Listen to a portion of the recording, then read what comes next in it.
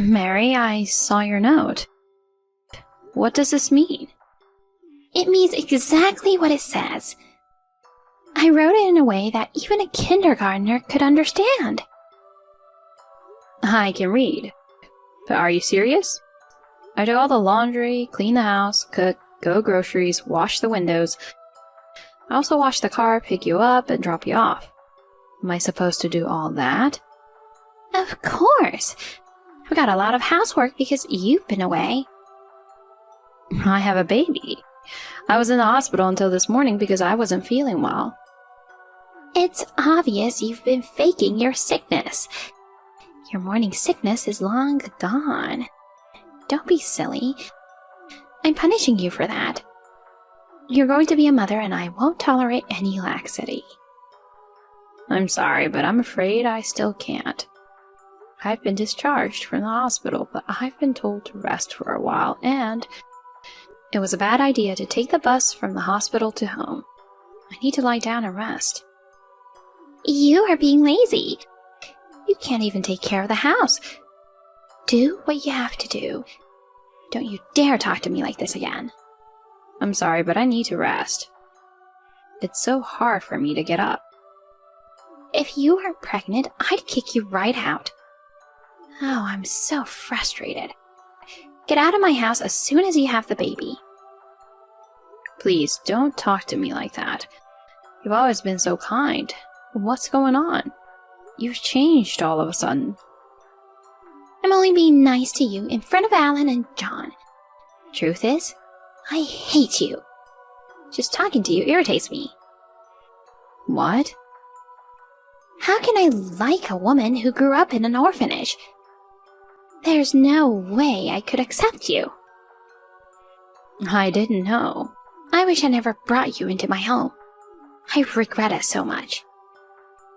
I'm sorry, I didn't realize how much you hated me. I'll do my best from now on so that you'll like me. That's not going to happen. I don't want to see your face or hear your voice. That's why I rushed out of the door when I heard that you were coming home. You just make it worse, so don't even try. But I don't want to stay like this. What should I do? After you have a child, leave this house immediately. Yes? Until then, I have no choice but to let you stay. If you disobey my order, I'll kick you out immediately. I want you to finish all your chores before I go home. Do not step out of your room during the day, and do not show your face in front of me. You're not even allowed to come to the living room, bathroom, or toilet. That's impossible. Then leave, now. I don't know what to say. Go back to your parents' house. Oh, that's right, sorry. You were abandoned by your parents and raised in an orphanage. I didn't want to remind myself about that, so it slipped my mind. If you don't have a home to go back to, then go back to your orphanage for a while. That's not possible. The facility has a rule that you have to leave when you turn 18, and they can't take care of me after that. John told me to live with you guys. I don't want to leave here. You don't know what you're talking about. You're trying to get my husband as well? You're a cunning woman. I don't know you hated me so much. I'd hate for my beautiful granddaughter to be like you. When she's born, I'll just take the child away and kick you out of the house. You won't go that far, will you? I'm serious. No matter what my husband and son say, I will kick you out of my house. Go live on the street. You're so wrong if you think you could be part of my family. I have a bad headache. I need to go. Faking again. You're trying to escape from something inconvenient. That's why you're an abandoned child. I'm sorry. Please, stop it. You money-grubbing goofball wife. I'll kick you out for sure. My name is Noah. I am 26 years old. I live with my husband, who is 3 years older than me, and my husband's parents, who are 55. I'm 8 months pregnant, and we just found out it's a girl. We're all looking forward to the birth of our baby. My parents abandoned me when I was a baby. I grew up in an orphanage. I have never known a family in my life. As soon as I got married, I was blessed with a family, and I was so happy. I treated my in-laws as if they were my real parents. My father-in-law enjoys traveling, and always buys me gifts. When we go shopping together, he always helps me with my luggage. My mother-in-law is a street disciplinarian. I am puzzled by the unexpected messages because she is usually very kind to me. I'm pregnant, so I'm very tired. I thought it was just a normal part of pregnancy. But the symptoms became stronger day by day, and I started to lose my appetite. I went to see a doctor and was admitted to the hospital. I stayed for about a week and left because I was feeling better. When I got back home, I felt so tired that I collapsed on the sofa. Are you a member of Noah Smith's family? I'm calling from the hospital. What? I'm the mother-in-law. Noah has been in an accident and is being taken to this hospital. She and her baby are in critical condition, and we're going to perform an emergency surgery. In the event of an emergency, please choose whether we want to save Noah or her baby. The baby? Of course. I don't care about Noah. You must save my grandchild. This is the will of my husband and son. Okay. Could I have Noah's husband's contact information? Don't worry, I'll contact him myself. You save my grandchild. I don't care what happens to Noah. Of course, you must keep the baby in good health. Do not make my grandchild a disabled person. We'll do our best. Have a good day. Mom, where are you now? Noah is? Oh, yes, Noah. She had a big accident, right? That's right. I'm at the hospital. Come here as soon as you can. I don't know if that's necessary. I'm just enjoying dinner. You're exaggerating about the accident, aren't you? She always overreacts and fakes her illness. Maybe she couldn't get out of her lazy habits from the hospital stay and thought she wanted to be hospitalized again? Noah passed away just a few minutes ago. What? Oh my god, she passed away? And that's... What do you mean? Noah passed away. I'm not happy about it. I'm very sad. That's enough, Mom. No more lies. I didn't lie. Then why didn't you call me right away? Why? According to the hospital staff, you were the first one they called. You told them you would tell me and that everything would be fine. I'm glad that the hospital staff contacted me anyway. If they hadn't, I wouldn't have been here for her last breath. I thought the whole accident thing was overblown. I didn't want to interrupt you with something small, you know? I didn't expect her to pass away. You've been disturbed by her for a long time, haven't you? What? I've got all the messages you sent to Noah. What the hell is this? You acted like a good mom in front of me. I despise you for being such a bad in-law. I'm shocked you said such horrible things. I can't accept this. Oh, you know what? It was a misunderstanding. I just misspoke. I don't want to hear your excuses. Noah could tell me, and yet I could notice. I'm so ashamed of myself. Listen to me for a moment. I wanted Noah to be a good wife for you. I was just trying to be hard on her with my heart. I don't think so. You are such a horrible person. I can't believe you said all these heartless things.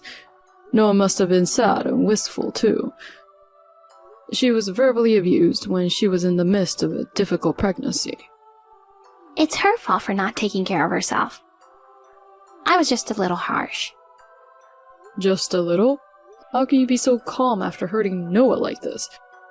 You're a demon or a devil. You don't have to go that far. You gotta be kidding me. I didn't want to say this because it hasn't been confirmed yet. But you didn't just verbally abuse Noah, did you? You were the cause of the accident. What? What? What are you talking about? Noah was involved in a collision with a drunk driver. The car was driving all over the road. Other people around noticed that something was wrong, but Noah didn't. She seemed dazed and dizzy and didn't seem to notice the car that was coming toward her. An eyewitness to the accident testified. The doctor is checking on her right now, but we could tell from the smell of her clothes. Mom, you sprayed some pesticides when Noah was discharged from the hospital. It's powerful and dangerous to humans if inhaled. Noah was fine when she left the hospital, but when she came home, she suddenly got sick. She must have felt something was wrong and left the house. And that's where she unfortunately got into the accident. Sure. I did spray some pesticides. So what? If it was bad enough to be in the house, why not just wait in the yard? It's Noah's fault to walk to the busy street. This is my guess. I think she was trying to get my help. The intersection where the accident happened was in the direction of my office. She must have thought that you could really kill her. That's rude. You've been drugging her for a while, haven't you? What kind of accusation is that? Of course not. When Noah got sick and was hospitalized, some of her hormone levels were off the charts. The doctor said it was probably from taking too many supplements or something. But she's been taking extra care of her health since she got pregnant, so it couldn't be that.